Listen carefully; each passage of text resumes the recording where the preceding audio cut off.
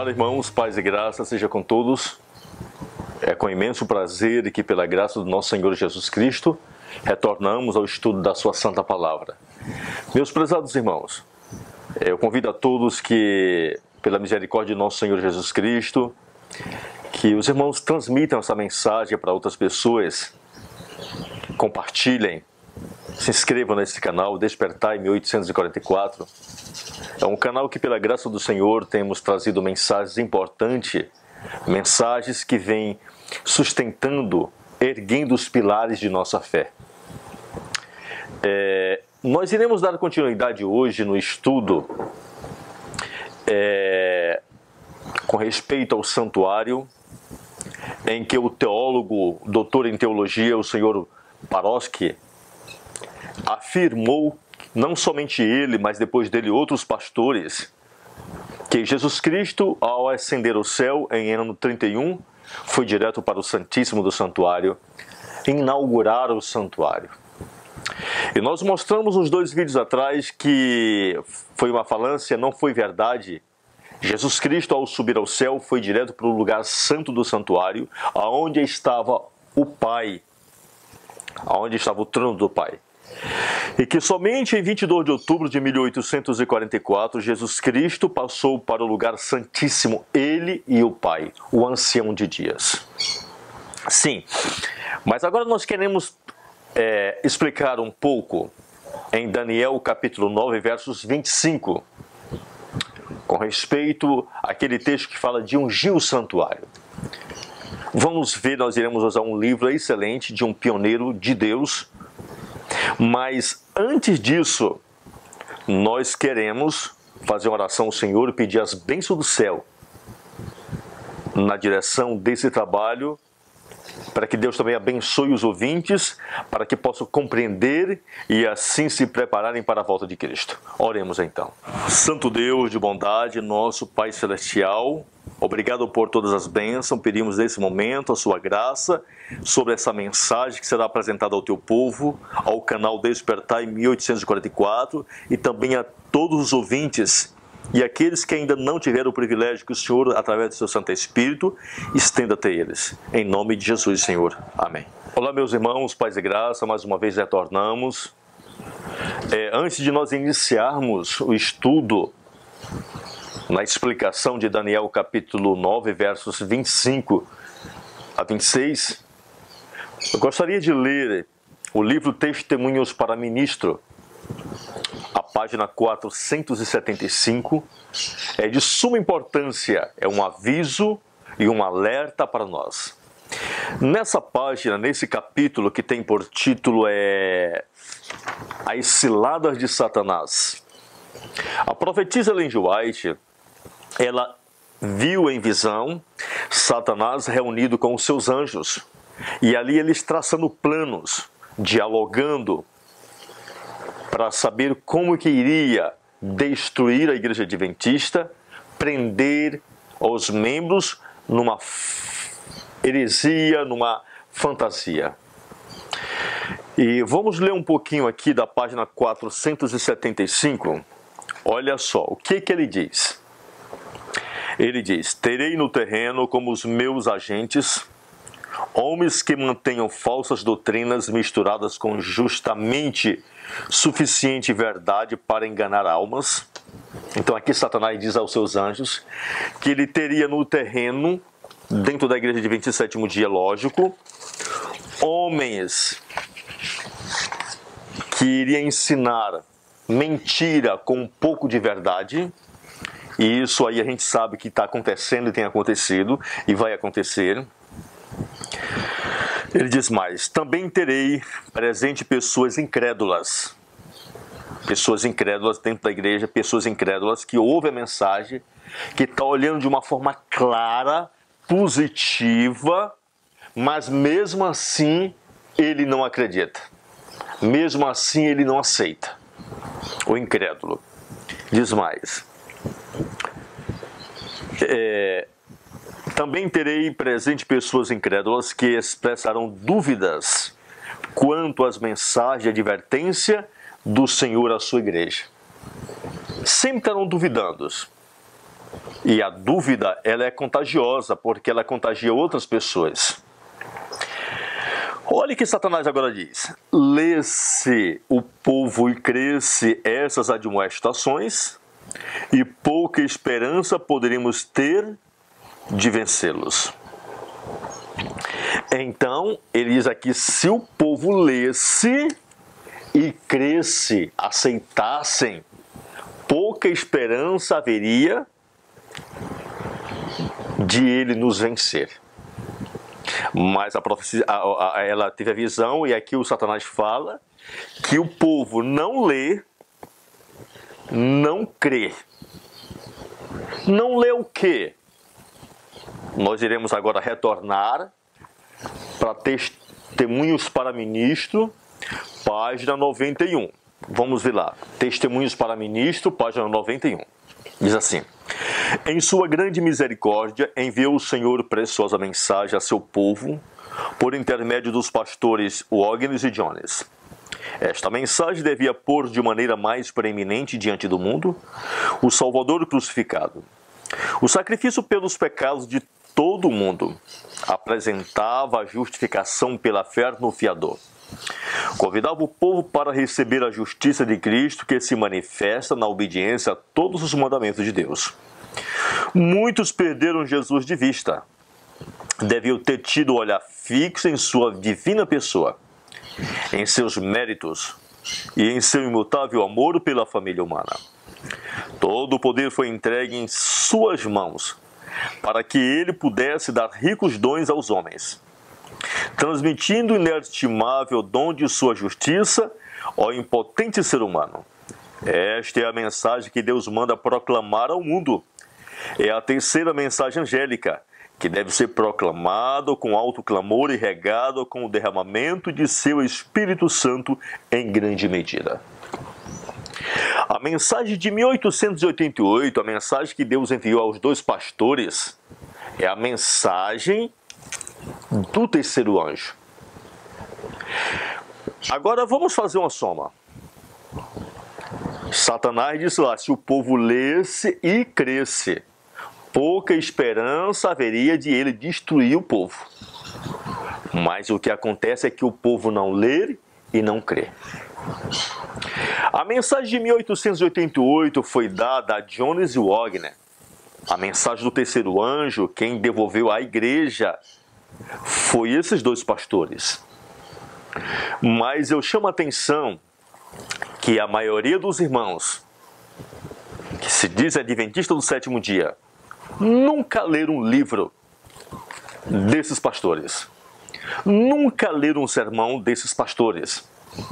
A maioria daqueles que se dizem da verdade presente nunca leram um livro desses pastores.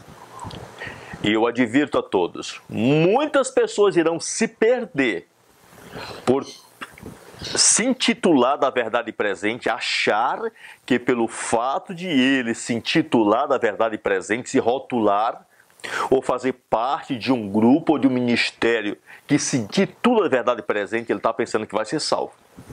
Mas se ele não praticar a verdade, se ele não aceitar a verdade, ele vai queimar da mesma forma como outras pessoas da fora. Eu advirto as pessoas, certo? Tenham cuidado. Muito cuidado, porque você acha que faz parte de um grupo de WhatsApp que se titula de verdade presente, mas você continua mundana, minha irmã, cortando seu cabelo, usando calça, usando batom, usando as blusinhas de alça, saindo na rua com as blusinhas de alça.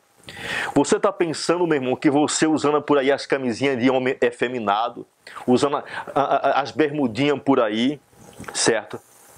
Você todo mundano, você está pensando que você vai para o céu sendo mundano e se intitulando, se rotulando da verdade presente? Tira as escamas dos olhos. Caia na realidade. Entendeu? Ellen G. White diz lá em Mensagens Escolhidas, volume 1, 122 em diante, ela diz reavivamento e reforma. O fruto de todo verdadeiro reavivamento é a reforma. Certo? É a reforma. É a soma de tudo. Então, Agora imagine você, fala que está pregando a mensagem do terceiro anjo, mas você não aceita os livros do John Slocum.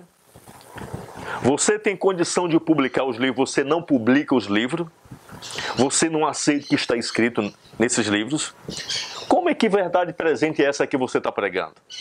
Certo? Você não cita uma referência, você não fala de uma referência dos livros desse homem, dos sermões que eles pregaram, das mensagens que eles trouxeram.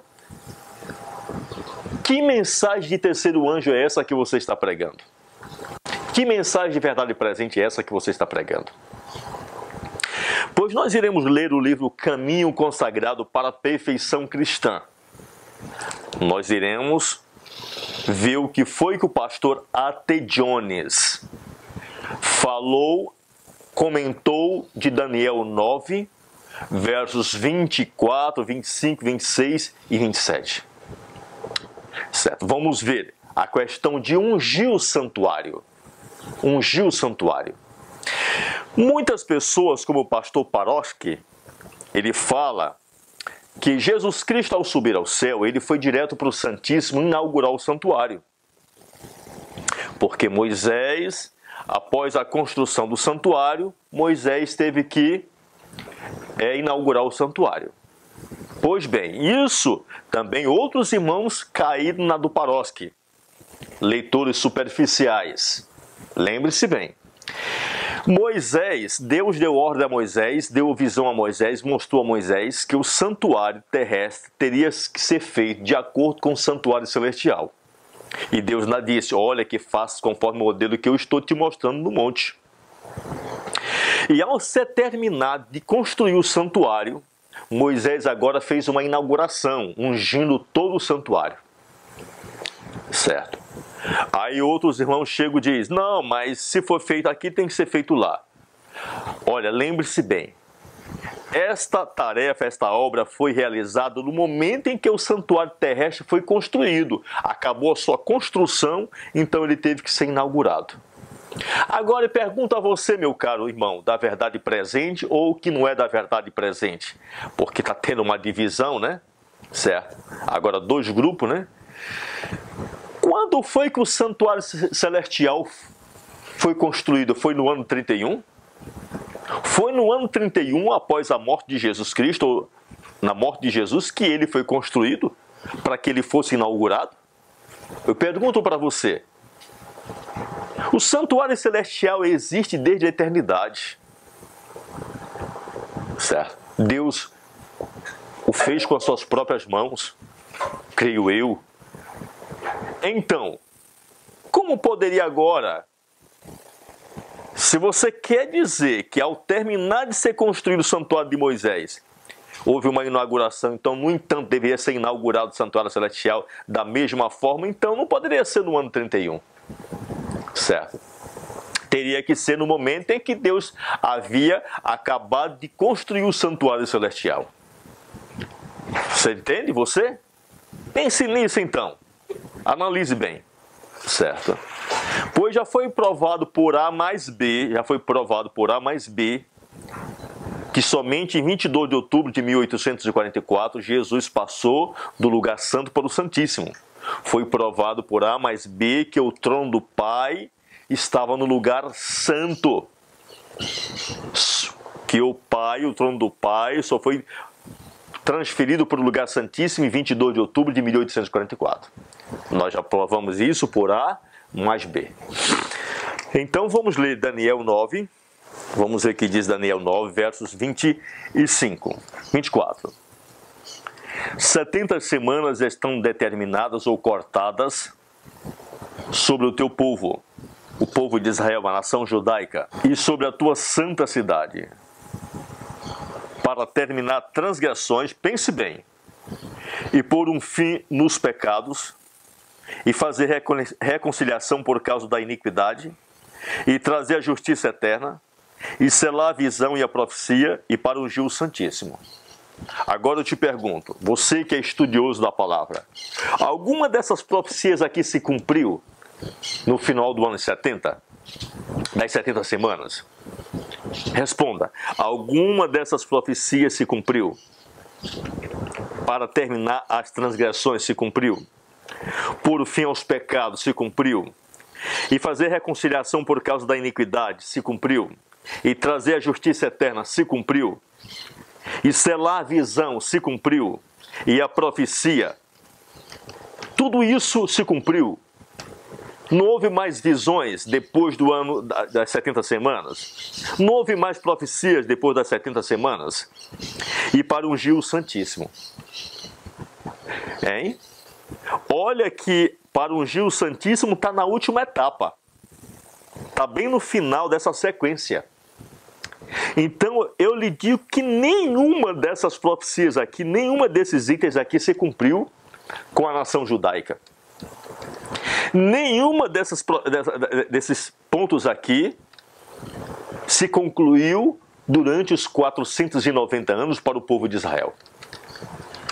E muito menos ungir o Santíssimo aconteceu no ano 31. Já parou para analisar isso aqui? Desperte você, preste bem atenção. Nós iremos, nesse momento, ler o Caminho Consagrado para a Perfeição Cristã, do pastor Alonso Trevier Jones, um dos mensageiros de 1888, certo? Lembre-se bem, se o povo lesse, cresce. O capítulo A Purificação do Santuário. Nós iremos ler o capítulo A Purificação do Santuário, os tempos do refrigério. Nós iremos ler esses dois capítulos e a conclusão desse livro. Vamos ver o que esse pastor vai falar com respeito a esse tema que nós estamos abordando, para fecharmos com chave de ouro, né?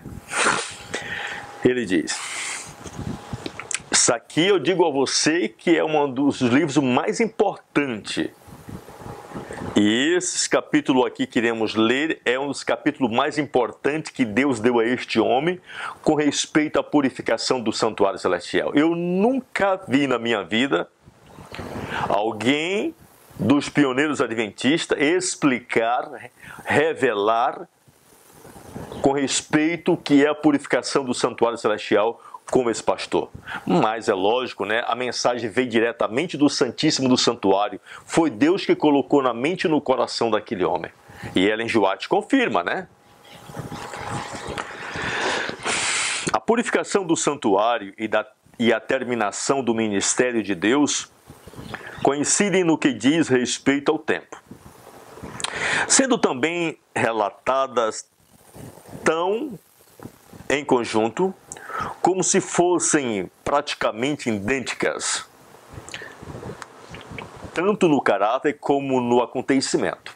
Ele diz: na alegoria do verdadeiro, no serviço do santuário visível, foi o círculo do serviço completado anualmente. A purificação do santuário era a terminação deste serviço figurativo e anual. A purificação do santuário era de retirar e afastar do mesmo as imundícias, preste atenção, dos filhos de Israel, por causa das suas transgressões em todos os seus pecados, que através do sacerdócio foram introduzidos no santuário durante o serviço anual. A terminação desta obra no santuário, do santuário e para o santuário, era igualmente a terminação da obra para o povo. Porque neste dia da purificação do santuário, o dia da expiação, todo aquele do povo que não tomava parte no serviço de purificação, examinando o seu coração, confessando e afastando o pecado, foi separado para sempre. Ele continua: assim, estendia-se a purificação do santuário até o povo, e incluía o povo tão verdadeiramente como o próprio santuário.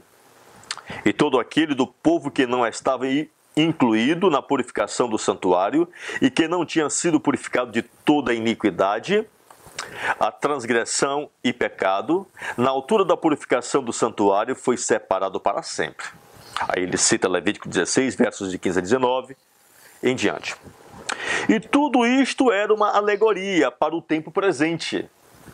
Cita ele. O santuário, sacrifício, sacerdócio e ministério foram a figura do verdadeiro, que é o santuário, sacrifício, sacerdócio e ministério de Cristo. E esta purificação do santuário era a figura do verdadeiro, que é a purificação do santuário e verdadeiro tabernáculo que o Senhor construiu e não o homem. Então Deus construiu o santuário celestial. Então é lógico que ele teve que inaugurar esse santuário, né? E de toda a imundícia dos crentes em Jesus, por causa de todas as suas transgressões, dos seus pecados. E o tempo desta purificação do verdadeiro está declarado nas palavras do maravilhoso contador. Como sendo até 2.300 tardes e manhãs, o santuário será purificado. Sendo o santuário o de Cristo, sendo o início da purificação em 1844. Ele diz, continuamos. E realmente o santuário do qual Cristo é o sumo sacerdote é o único que podia ser purificado em 1844, porque é o único que existe, diz o autor. Ele diz mais, o que esta purificação significa está claramente declarado nas passagens que estamos estudando, diz ele. Aí ele cita Daniel, capítulo 9, versos 24 a 28. Olha só, o pastor Atediano mostra que a purificação do santuário de Daniel 8,14 está em Daniel, capítulo 9, versos 24 a 28. Tudo aquilo que nós falamos que não se cumpriu com a nação judaica. Continuemos. Por quê? O anjo de Deus, quando informou a Daniel da verdade concernente a 2.300 tardes e manhãs, declarou também o grande objetivo do Senhor neste tempo, relatando a ambos, os judeus e gentios. As 70 semanas, ou seja, 490 anos da limitação para os judeus em Jerusalém, são segundo o que está definitivamente declarado. O que deveria acontecer? Para extinguir a transgressão e dar fim aos pecados, e para expiar a iniquidade e trazer a justiça eterna e selar a visão e a profecia, e para ungir o santo dos santos. Daniel, capítulo 9, versos 24, ele cita. Continuemos na página 107. Isto é o propósito de Deus no santuário e do seu serviço para todos os tempos, que não se cumpriu nenhum desses itens dentro das 490 anos, as 70 semanas.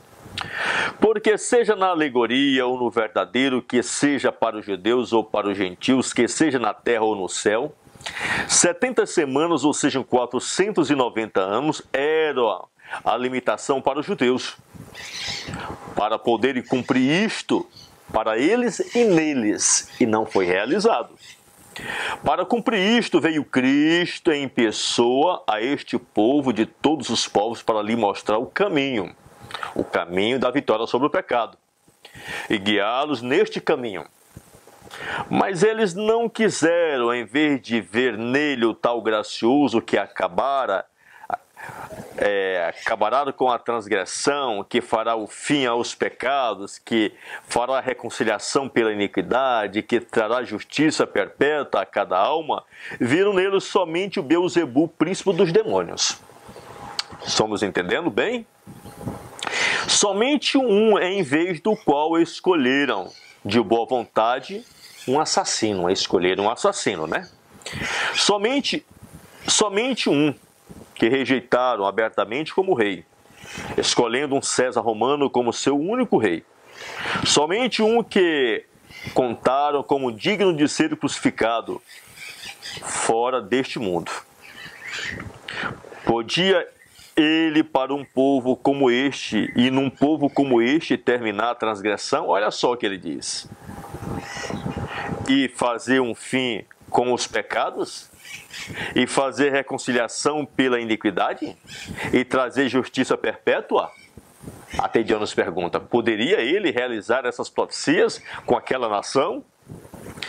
Isto era impossível, responde ele. Impossível pela sua própria rebelião persistente.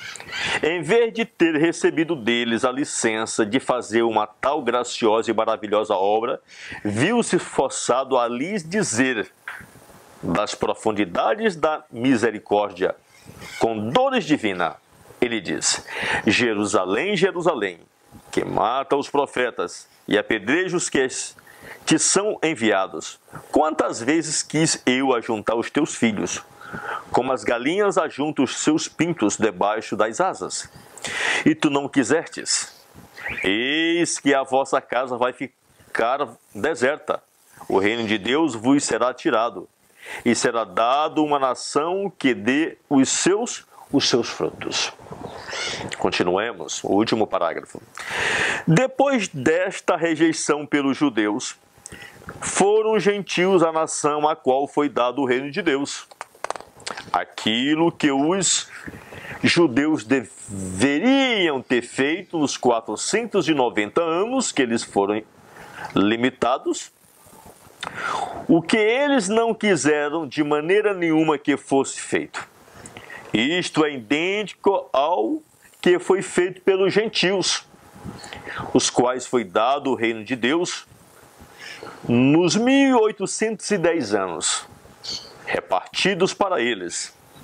E esta é a obra para extinguir a transgressão e dar fim aos pecados, e para expiar a iniquidade, e trazer a justiça eterna, e selar a visão e a profecia, e para ungir o santo dos santos. Olha onde Atediones, o mensageiro de 1888, o servo do Deus Altíssimo que trouxe a mensagem para esta igreja, ou o que ele está dizendo? Aonde ele coloca que deveria se cumprir agora essas profecias? Não se cumpriu durante os 490 anos, deveria se cumprir durante 1810 anos, e também não se cumpriu. Porque Deus é onisciente, Deus sabe do futuro, né? Diz mais. E isto pode ser feito somente na terminação do ministério de Deus. Olha só onde ele coloca que todos esses itens aqui de Daniel capítulo 9, versos 24, vai se cumprir. E isto pode ser feito somente na terminação do ministério de Deus, na purificação do verdadeiro santuário cristão. Então, quando que o santuário seria ungido? Na terminação do ministério de Deus. Certo? Somente com a finalização do pecado, com a da justiça eterna fosse introduzido, somente nesse período. Nada disso se cumpriu no ano 31. Como o pastor Paroski falou, ele foi inaugurar o santuário. E outros, não, porque ele foi ungir o santuário. Com base aonde? Aonde está escrito? Aonde está escrito, irmão? Hein? Aonde está escrito? Diga aí, aonde está escrito? Continuemos. E isto é feito somente na terminação da transgressão. Olha só, o santuário será ungido na terminação da transgressão. E acabados os pecados na perfeição dos crentes em Jesus. De um lado e do outro lado, na terminação da transgressão, acabando os pecados na destruição do mal e na purificação do universo de toda a corrupção do pecado que jamais tem havido nele. Agora, se você não crê nessa mensagem aqui, meu prezado, você não diga que é adventista e que crê na verdade presente.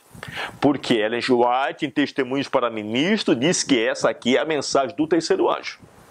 Certo? Não diga que você é da verdade presente. Certo? Não fale isso. Continuemos então na página 108. A terminação do ministério de Deus é o final da obra do Evangelho, ele diz agora. E o final da obra do Evangelho é, em primeiro lugar, a extinção de todo vestígio de pecado e a entrada da justiça eterna no teu e no meu coração. Cristo inteiramente formado em cada crente, somente Deus manifestado na carne de cada crente em Jesus. Deus se manifestando na carne pecaminosa, assim como aconteceu no passado. Certo? Diz mais. E em segundo lugar, a terminação da obra do Evangelho significa somente a destruição de tudo que não tenha recebido o Evangelho. Ele cita 2 Tessalonicenses, capítulo 1, versos de 7 a 10. Porque não é segundo a vontade do Senhor que o homem continue em vida, quando o único possível aproveitamento será de acumular mais miséria para si. No serviço do santuário terrestre, vimos também que quando a obra do Evangelho no círculo anual tinha acabado a favor dos que tomaram parte nele, então todos aqueles que não tomaram parte foram separados. Isto era uma alegoria para o tempo presente. E isto ensina claramente que quando no serviço do verdadeiro santuário terminar a obra do Evangelho para todos que fazem parte dele, então todos que não fazem parte serão separados. Assim, em ambos os sentidos, a terminação do ministério de Deus é a terminação final do pecado. Entendeste? O serviço do santuário terrestre mostra, por conseguinte, que para que o santuário possa ser purificado e que o ciclo do serviço do Evangelho possa ser acabado, tem que ser acabado primeiramente no povo, o que faz parte desse serviço. Isso quer dizer que no próprio santuário a transgressão não podia ser acabada, e o fim do pecado e a reconciliação pela iniquidade não podia ser feito, e a justiça eterna não podia ser trazida até tudo isso tenha acontecido em cada pessoa que fez parte do serviço do santuário. Certo? Entendeu agora? Então, Daniel capítulo 9, versos 24, bem aqui, esses itens que citamos só pode se cumprir quando Deus tiver um povo que tenha completa vitória sobre o pecado. Um povo, Testemunhos Seletos, volume 2, 64, a pequena horte que permanece na luz.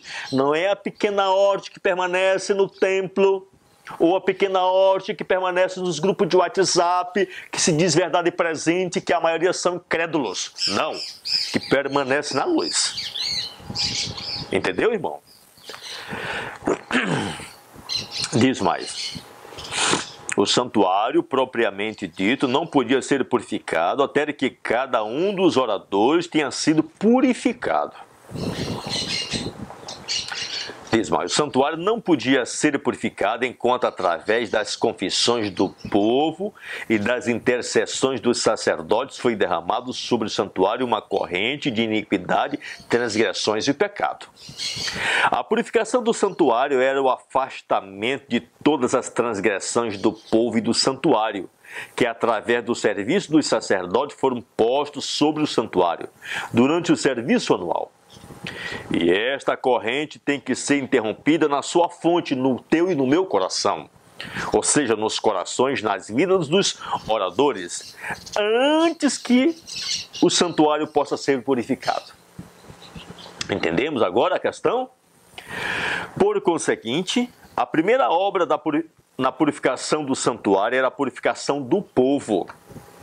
Isto era preliminar e essencial para a purificação do próprio santuário, para a terminação da transgressão, olha só, e a entrada da justiça eterna, olha Daniel 9, 24, e a terminação da transgressão, acabando com os pecados e fazendo reconciliação pela iniquidade e trazendo justiça eterna no coração e na vida de cada um do povo. Quando a corrente que era derramada sobre o santuário era assim interrompida na sua fonte, no meu e no teu coração, então somente nesta altura podia o santuário ser purificado dos pecados e das transgressões que do povo, através das intercessões dos sacerdotes, se derramavam sobre o santuário. Estamos entendendo agora? Nós estamos aproveitando, estamos falando de vários temas, inclusive da purificação do santuário, né? Quando é que vai se cumprir bem aqui? Daniel 9, versos 24. Daniel 9, versos 24, exatamente, né? Esses itens que falamos, né? Porque as 70 semanas já se cumpriu, né? Todo adventista sabe disso. Mas o que Deus queria realizar dentro das 70 semanas não se cumpriu com a nação judaica. Bem aqui em Daniel 9, 24. Por quê? O Messias foi ungido, foi batizado. No meio da última semana, o Messias foi tirado. Certo? Nós não estamos falando nesses pontos. Preste atenção para depois você não sair dizendo bem aí que eu disse que as 70 semanas não se cumpriu. Preste atenção, irmão. E tudo isto era uma alegoria para o tempo presente, a figura do verdadeiro. Por conseguinte, estamos claramente ensinando que o serviço do nosso sumo sacerdote na purificação do verdadeiro santuário tem que ser precedido pela purificação de cada um dos oradores. A purificação de cada um que faz parte nesse serviço do verdadeiro sumo sacerdote no verdadeiro santuário é claramente mostrado que a transgressão tem que ser acabada, o fim dos pecados e de reconciliação para toda iniquidade tem que ser feito.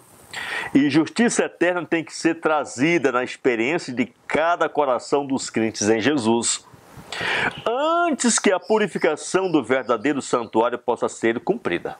Isto é o grande objetivo do verdadeiro sacerdócio no verdadeiro santuário. O sacrifício, o sacerdócio e o ministério no santuário, que era somente uma alegoria para o tempo presente, não podia efetivamente tirar o pecado, não podia, portanto, fazer perfeita os que vieram. Enquanto o sacrifício, o sacerdócio, o ministério de Cristo no verdadeiro santuário retira os pecados para sempre, fazendo por conseguinte os que vêm perfeito, fazendo perfeito para sempre os que são santificados. Agora nós iremos partir para o capítulo Os Tempos dos Refrigério, na página 111. 111. Vamos ler então. E agora, neste tempo do cumprimento da esperança de todos os séculos, neste tempo em que o verdadeiro santuário está a ser verdadeiramente purificado, neste tempo em que a obra do Evangelho estará a ser completada, sendo o ministério de Deus realmente acabado, agora é o tempo de todos os tempos que jamais houve neste mundo, em que os crentes em Jesus, o objeto abençoado do seu glorioso sacerdócio e da maravilhosa intercessão no verdadeiro santuário, serão participantes de sua graça divina, em que terão acabadas as transgressões nas suas vidas, em que um fim de pecados e reconciliação pela iniquidade será feita para sempre, em que justiça perpétua será alcançada. E isto é o único propósito do sacerdócio e ministério de Cristo no verdadeiro santuário. Não é este sacerdócio suficiente? Ele pergunta. Não é o seu ministério suficientemente eficaz para cumprir o seu propósito? Certamente que é. Somente desta maneira pode este assunto ser cumprido. Olha o que ele diz. Não há alma nenhuma que possa por si própria terminar a transgressão ou acabar com os pecados ou fazer reconciliação pela iniquidade ou alcançar justiça perpétua na sua própria vida. Porque para que isto possa ser feito tem que interferir o sacerdócio, o ministério dele, que se deu a si próprio e que era dado para que isso possa ser cumprido para cada alma e para que sejam apresentados todos os homens santos e irrepreensíveis e inculpáveis pela vista de Deus. Cada um cujo coração está inclinado para a verdade e desejos retos, de que isto se realiza, deve saber que somente o sacerdócio e ministério de Cristo pode fazê-lo. Agora é o tempo da sua realização completa e eterna. Queiramos então crer nele, que realize isto, confiando na sua realização, que ele a faça completamente e para sempre. Continuemos então, né? Vamos ler o livro, né? Vamos ler a palavra do Senhor, a mensagem de 1888, né? Isto é o tempo, e isto é a obra do qual está escrito, que não haverá mais demora. Meus prezados irmãos, nós iremos dar uma pausa para que o vídeo não fique muito longo, né? Não se torne muito cansativo, porque nós estamos fazendo uma leitura. Nós iremos orar ao Senhor, pedir suas bênçãos e depois iremos retornar lendo esse maravilhoso livro que é a mensagem de 1888. Oremos então. Senhor nosso Deus, obrigado por todas as bênçãos, obrigado por sua bondade e misericórdia para conosco. Obrigado por tudo, Senhor, em nome de Jesus. Amém.